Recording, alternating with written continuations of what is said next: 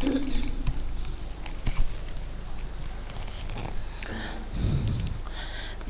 Assalamualaikum warahmatullahi wabarakatuh. Alhamdulillahirabbil alamin. Wassalatu wassalamu ala asrofil anbiya wal mursalin wa ala alihi wa ashabihi ajmain.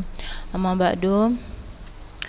Puji dan puji syukur kita panjatkan kehadirat Allah Subhanahu wa taala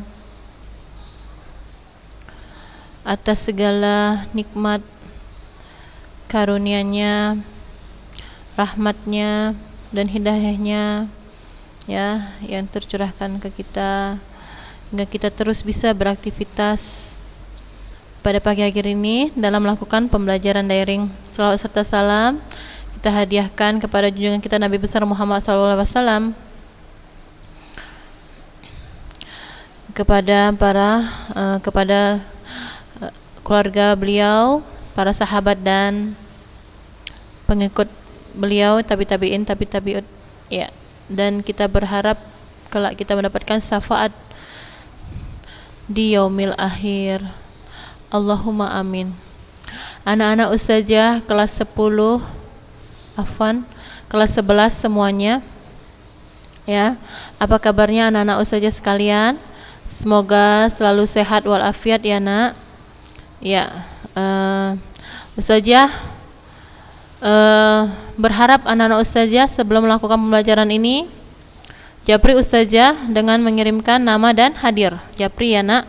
Ustazah ingin mengetahui anak-anak ustazah, ya, dalam menyimak pembelajaran ini. Dan ustazah berharap semua menyimaknya, ya, semua menyimaknya. Nah, ustazah juga belum pernah memberikan tugas kepada anak ustazah. Nanti insyaallah ustazah akan berikan tugas, ya.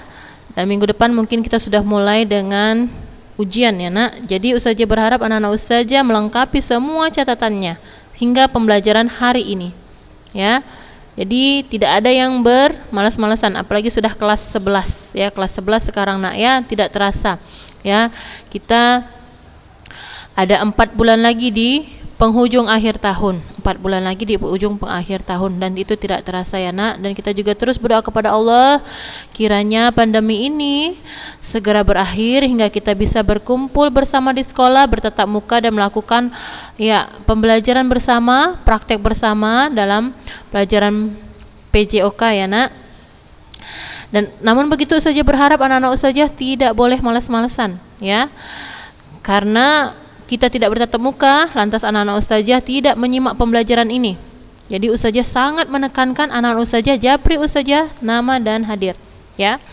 Jadi ustazah ingin mengetahui keseriusan anak ustazah selama sudah, ya, hampir berapa ini, dari bulan Juli, ya, Juli, Agustus, September, ya, ada 2 bulan, ya, kurang lebih seperti itu, ya, 2 bulan pembelajaran kurang lebih. Jadi ustazah mau tahu sejauh mana keseriusan anak-anak ustazah, ya. Selama ini mungkin anak ustazah ada yang menjapri hadir, ada yang tidak. Jadi ustazah ingin melihat kesungguhan anak-anak ustazah semuanya, ya. Dan bukan hanya dalam pelajaran PJOK, namun pelajaran-pelajaran yang lain juga seperti itu. Harus tetap semangat dan mulai sekarang rajin murojaah, ya. Walaupun kita menjalani pembelajaran di masa darurat seperti ini, bukan berarti anak-anak ustazah, ya, terlalu bersantai-santai, ya, hingga tidak menyimak pembelajaran ini, ya. Banyak sekali yang tidak melihat, ya, nampak, ya, terpantau kami.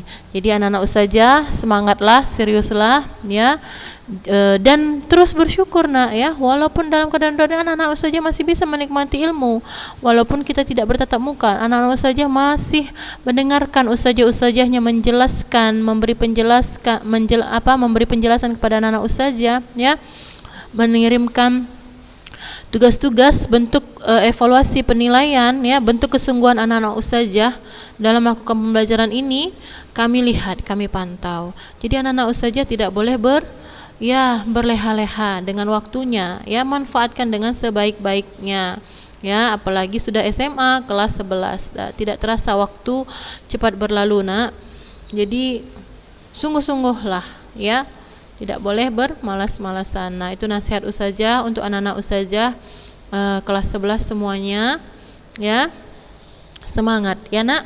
Nah, memang jujur saja Ustazah katakan pembelajaran penjas ini ya mungkin yang tersampaikan adalah macam teori ya nak, teori-teori ya. Pada saat ini itulah yang bisa kita lakukan ya, dan kita bersabar di situ ya. Jadi kita bersabar ya, semoga tahun depan kita bisa bertatap muka dan mempraktekkan pelajaran ini bersama ya. Jadi anak-anak Ustazah bersabar, menyimak ya, mengikuti terus ya nak. Nah, jadi anak-anak Ustazah sekalian mungkin ya bisa mempraktekkan penjas ini ketika di rumah. Ustazah juga menuntut anak-anak Ustazah bisa mempraktekkan materi ini di rumah ya. Di rumah anak-anak Ustazah praktekkan ya, peragakan apa yang sudah kita pelajari ya, gunakan alat yang bisa digunakan ya, seperti pada pembahasan kita kali ini yaitu kita ambil materi tentang tolak peluru ya. Setelah minggu lalu kita bahas tentang materi lari apa? Cakram lari ya nak ya, lari. Kita bahas materi lari. Nah, anak-anak Ustazah mungkin lompat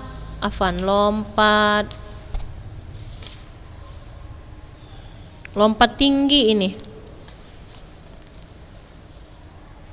ya, materi minggu lalu lompat tinggi kalau tidak salah ya. Nah, mungkin kita ulang sedikit ya nak. Mungkin dengarkan saja dari Ustazah sebelum kita masuk tolak peluru ini. Sebenarnya ada materi yang sedikit Ustazah lewatkan, tapi anak-anak Ustazah baca ya materi itu ya, bisa baca sendiri karena Ustazah lihat gambar-gambar yang ada pada materi itu agak sedikit Ustazah enggan memperlihatkannya di sini, walaupun mungkin anak Ustazah bisa melihatnya di buku elektronik langsung ya nak.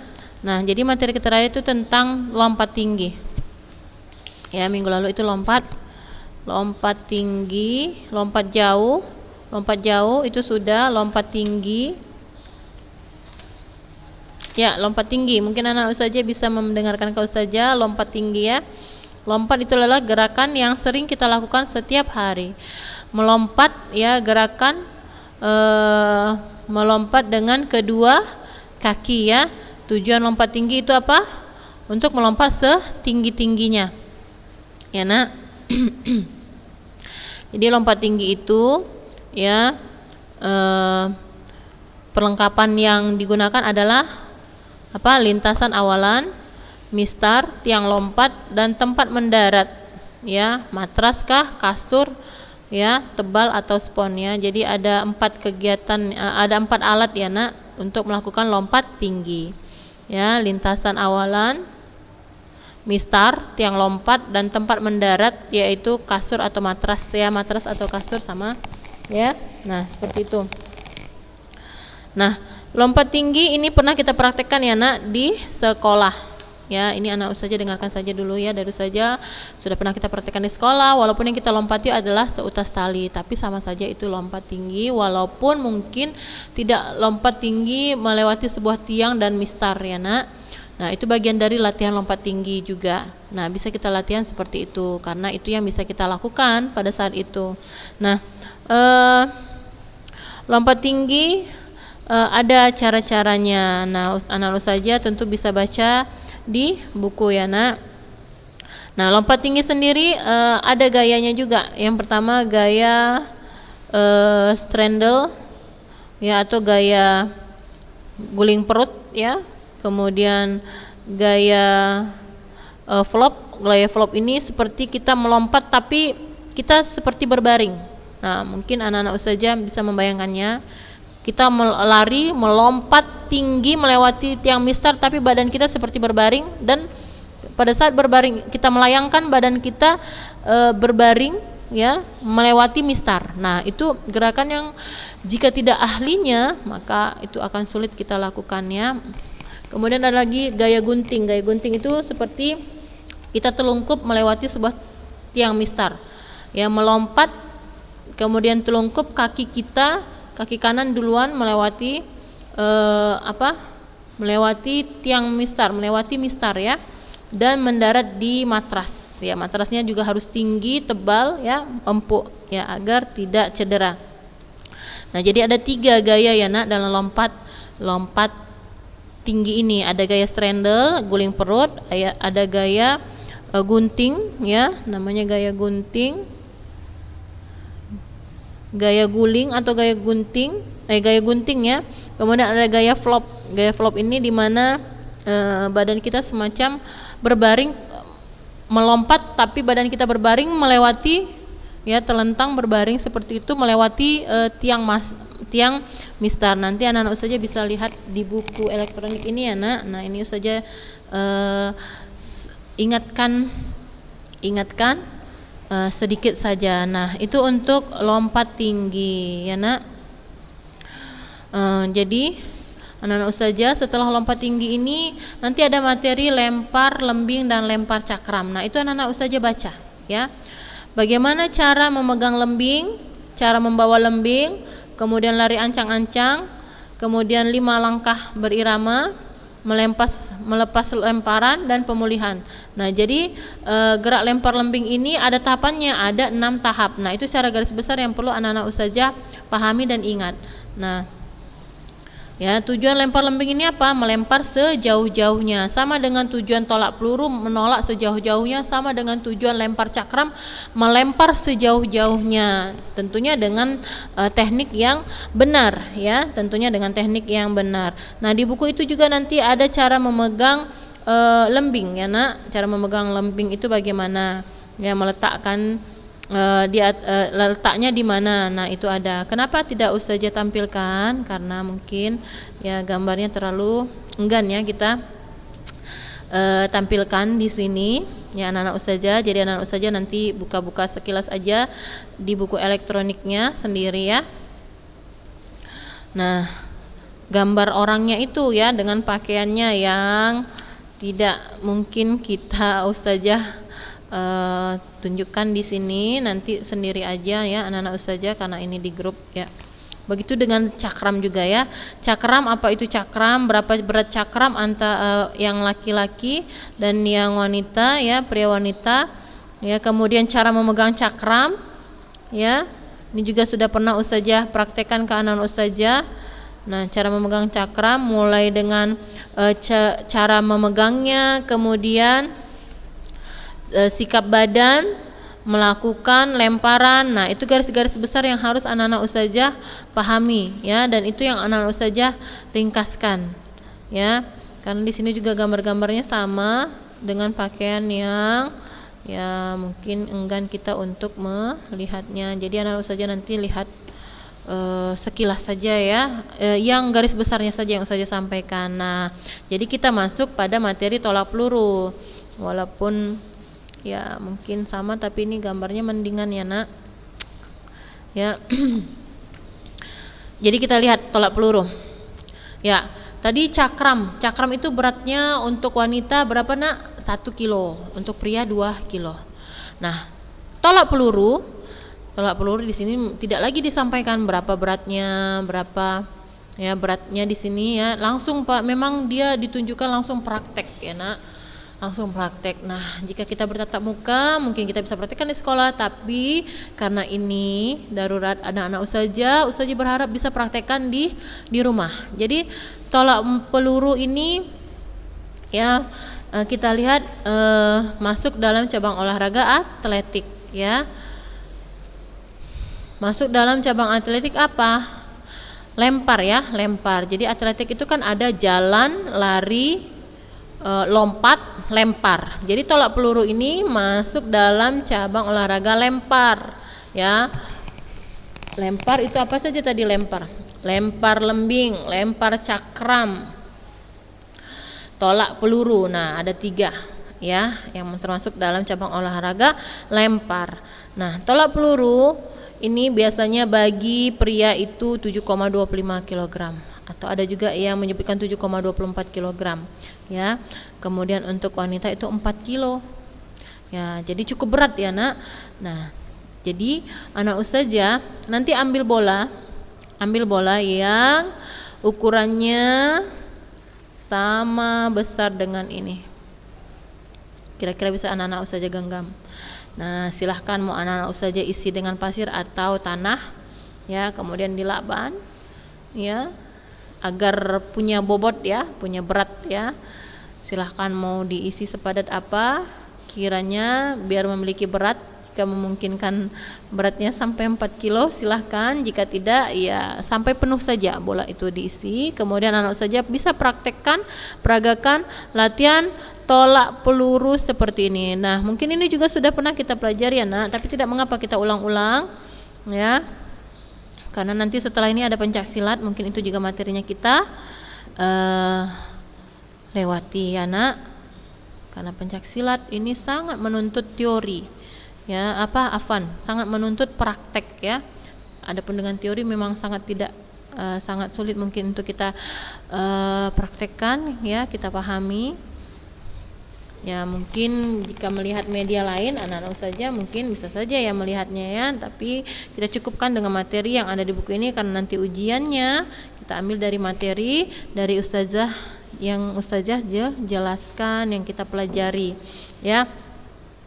Jadi anak-anak ustazah sekalian, kita lihat di sini, ya, tolak peluru tersebut, ya, meskipun cabang olahraga ini termasuk event atau nomor lempar, akan tetapi istilah yang digunakan bukan lempar peluru tetapi tolak peluru. Nah, itu dia. Hanya ini sesuai dengan peraturan tentang cara melepaskan peluru, ialah dengan cara mendorong atau menolak dan bukan melempar. Istilah dalam bahasa Inggris adalah the shot put, ya. Dalam pembelajaran tolak peluru di lapangan, terlebih dahulu peserta didik diperkenalkan dengan cara sebagai berikut. Nah, tolak peluru. Yang pertama, pengenalan peluru dalam pembelajaran. Nah, ini gampang nak untuk diingat, ya. Dengan kata-kata sendiri pun bisa, ya. Peluru dipegang dengan satu tangan, dipahami ya nak, dan dipegang ke tangan yang lain. Nah, jadi peluru diambil boleh dengan dua tangan, karena kalau untuk pria lumayan cukup berat, ya, 7,25 gram, boleh dengan dua tangan. Kemudian diletakkan di tangan kanan, ya. Peluru dipegang dengan tangan kanan dan diletakkan di atas bahu, menempel pada leher, ya nak.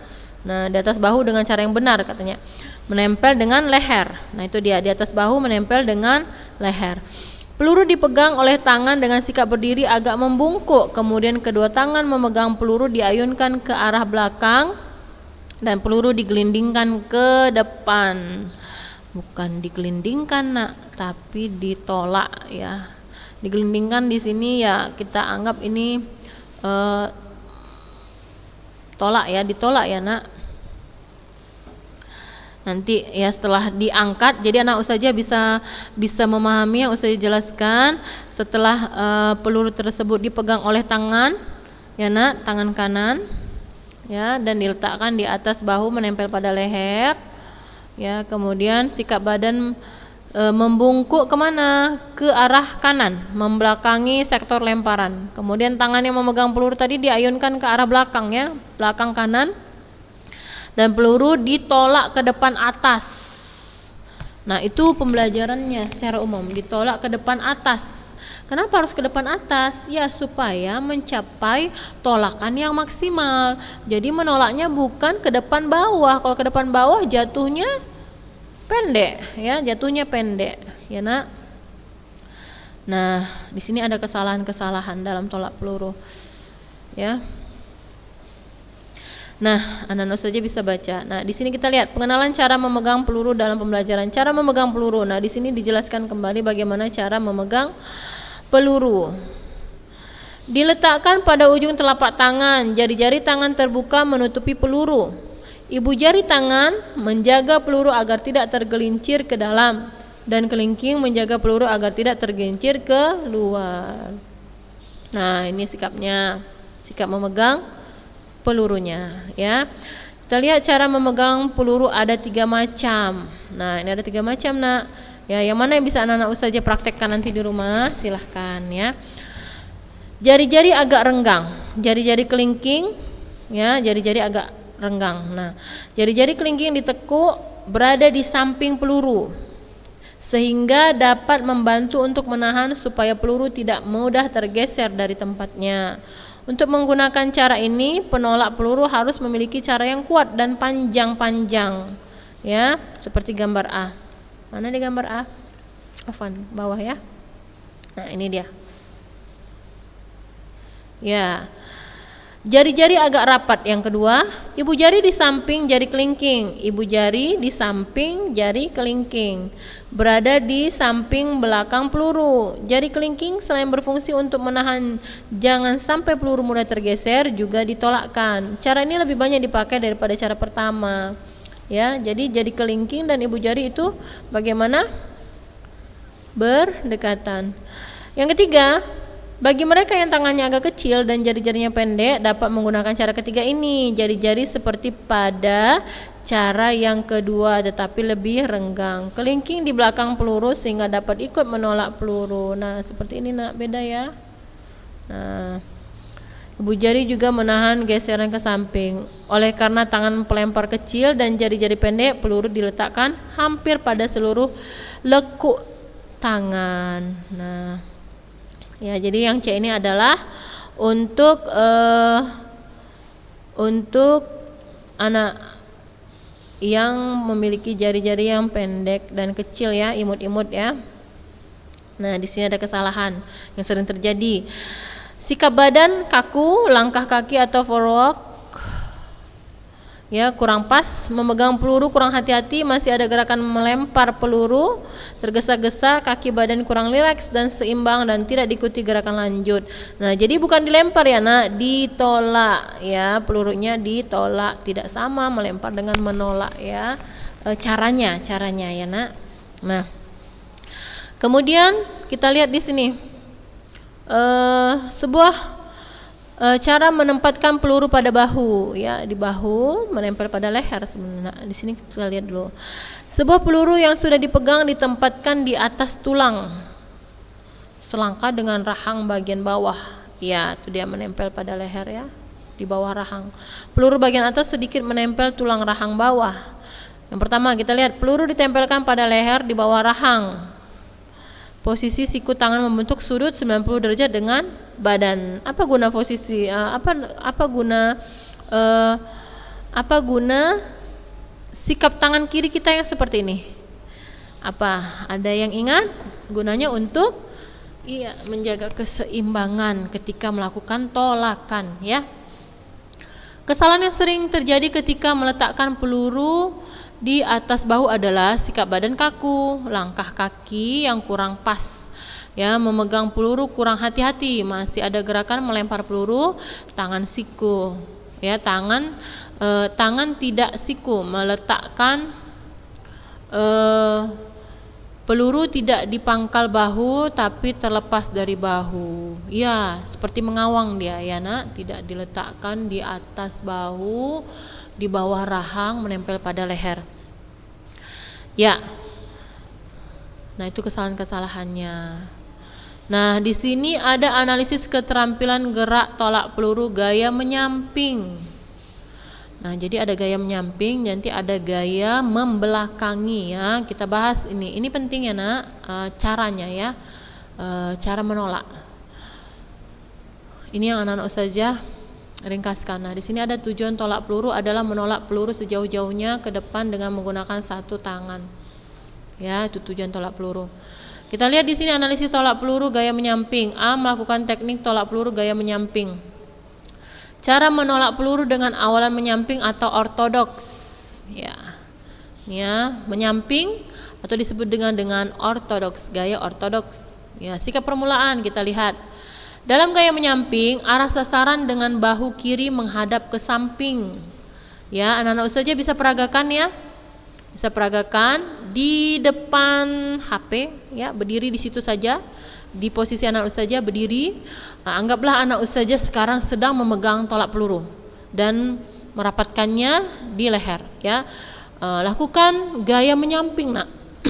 Menyamping berarti tolakan kita ada di depan, kemudian kita menyampinginya ya. Arah sasaran dengan bahu kiri menghadap ke samping ya. ke arah sasaran. Kedua kaki dibuka selebar bahu, tangan kanan memegang peluru nak. Nah, dan menempelkan antara tulang rahang dan selangka siku, ya, yang mengarah ke samping bawah. Dan lengan kiri mengimbangi dalam posisi yang wajar. Apakah di depan dada nak? Apakah kita letakkan di samping telinga seperti posisi gambar? Nah, silahkan. Dua itu bisa ya. Nah, mau yang mana? Ya, apakah di depan dada ataukah di samping ya. Nah, ustazah juga sekalian mempraktekkan ini ya ketika menjelaskan ke anak-anak ustazah posisinya, sikapnya ya. Nah, baik. Selanjutnya, nah ini adalah posisi dalam melakukan tolakan arah menyamping atau gaya ortodoks ya. Nah, di sini ada kesalahannya. Ya, terlalu tergesa-gesa memegang pelurunya belum benar ya. Yang kedua, gerakan tolakan. Lakukan gerakan pendahuluan dengan kaki kiri. Nah, karena tadi kita menyamping berarti kaki kiri duluan yang di depan ya kan. Gerakan pendahuluan dilakukan dengan kaki kiri diayunkan lurus ke samping kiri secara bersamaan dengan mencingkrakkan kaki kanan. Mencingkrakkan tahu? Jadi ketika kita melakukan tolakan tersebut kan kaki kiri kita ke depan. Ya kan? Kaki kanannya mencingkrak. Cingkrak itu semacam terangkat.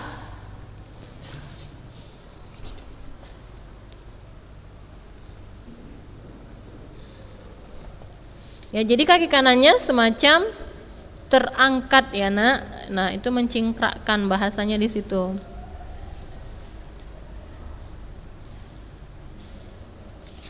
Nah, kemudian gerakan cingkrak serendah-rendahnya segaris dengan arah tolakan dan mendarat dengan kaki kanan lebih dahulu setelah kaki kiri mendarat dengan cepat dan kuat. Ya. Cepat dan kuat dengan tekukan lutut kaki kanan diluruskan. Ya, mungkin jika kita membaca tekniknya di sini nak, teorinya mungkin anak ustazah sedikit bingung ya. Memang lebih enak praktek. Jadi anak ustazah tidak mengapa dipahami saja bahasanya, kemudian dipraktekkan pelan-pelan ya di posisi anak ustazah ya yang sedang mendengarkan pembelajaran ini. Kemudian berat badan dipindahkan ke kaki kiri yang masih sedikit ditekuk. Nah, di sini kan ada gambar. Nanti anak ustazah bisa mempraktekannya seperti yang ada di gambar. Ya, ini kan sudah posisi menyamping ya, nak. Nah, ketika kaki kiri ini nanti ke depan, nah ini dia posisi pertama ya. Ketika kita posisi badannya seperti ini ya, lengan kiri, ini lengan kanan ya. Ini kan sudah menyamping berarti berat badan ke kanan, iya kan? Nah, ini kaki kirinya agak mencingkrak, agak naik. Nah, karena berat badan sudah pindah ke kanan untuk siap melakukan tolakan ini. Nah, begitu badan kita sudah mulai condong ke kiri menghadap arah tolakan, nah kaki kiri kita memijak kembali tanah dan kaki kanan kita pula yang semacam mencingkrak, ya kan? Mengangkat ya sedikit. Dan ketika melakukan tolakan bagaimana? Kaki kanan kita ini pindah ke depan. Ya, kaki kanan kita ini pindah ke depan dan berat badan pindah ke depan untuk melakukan tolakan. Ya, tolakan ditolak ke depan atas sekuat-kuatnya ya dan sejauh-jauhnya ditolak. Jadi tidak ke depan, tidak ke bawah. Kalau ke bawah itu nanti tolakannya pendek. Ya, tentu kalah dan salah caranya, tidak seperti itu ya. Baik anak-anak ustazah, kiranya ini anak-anak ustazah bisa praktekkan di rumah dengan bola yang ada, yang jika memang memungkinkan untuk diisi agar memiliki bobot ya atau berat ya. Silahkan seperti alat kita yang ada di sekolah ya nak. Ya. Baik, sikap akhir kita lihat kaki kanan langkah pendek dan kaki kiri diayunkan ke belakang untuk menjaga keseimbangan lengan kanan. Tolakkan mengarah ke depan, atas dan dalam sikap rileks. Ya, nah seperti ini dia ya. Dia anak ustazah bisa. Nah, lihat, ini kaki kanannya pindah ke depan. Ya kan, ini tadi. Ya, begitu ini ditolak, ya. Kaki kiri berada di posisi ini dan kaki kanannya ngangkat, posisinya pindah ke kanan. Dan ini sudah melakukan tolakan. Ya. Ya, pelan-pelan saja dipahami ya, Nak, dan dipraktekkan. Ya, itu yang sangat penting ya, Nak, dalam melakukan pembelajaran tolak peluru. Nah, di sini ada aktivitas pembelajaran tolak peluru gaya menyamping, ya. Nah, tadi gaya ortodoks menyamping. Nah, ini gaya O'Brien, ya, O'Brien, gaya membelakangi. Jadi ada 2 gaya ya, Nak. Ya, baik. Waktu kita sudah habis ternyata. Nah, ini anak-anak ustazah baca. Minggu depan kita sambung ya, insya Allah. Dan kalau nggak salah minggu depan sudah masuk jadwal ujian praktek. Nanti mungkin ada tugas ya yang ustazah berikan untuk penilaian praktek. Dan tugas untuk hari ini ya, karena ini perdana pertama, tugas pertama ya, ustazah baru mengasihkan tugas. Ustazah minta catatannya dikirimkan ke ustazah. Catatan yang mana? Catatan bola besar. Ya, bola besar dari bola kaki, bola voli, bola basket, ya. Ya, itu diringkaskan. Tentunya sudah diringkas ini ya, karena materinya sudah berlalu. Ustazah mau lihat dulu itu sebagai penilaian tugas pertama. Japri ustazah, kirim japri ke ustazah. Ustazah mau lihat anak-anak ustazah ya yang serius ya. Jika dia memang terus mengikuti, tentu dia tidak ketinggalan dalam materi ini. Dan buku elektronik sudah semua ustazah share ya lewat wali kelas di grupnya. Tentunya ditambah lagi mendengarkan pembelajaran dari ustazah, tentunya catatannya pasti ada ya. Nah, ini ustazah tidak minta catatan sampai hari ini, tapi catatan yang tentang bola besar. Bola besar, nanti ada bola kecil, nanti itu ustazah minta. Itu bagi tugas nilai tugas pertama ya. Jadi kirim ke ustazah. Ya, itu nilai tugas pertama. Ustazah berharap semua mengirimkannya, jangan tidak ada yang tidak mengirimkannya ya. Anak ustazah 30 berapa, 36 ya. Oke, ustazah tunggu ya batasnya sampai jam 8 malam. Oke, kita cukupkan sampai di sini ya. Kita tutup pembelajaran kita ini. Alhamdulillahirabbil alamin. Wassalamualaikum warahmatullahi wabarakatuh.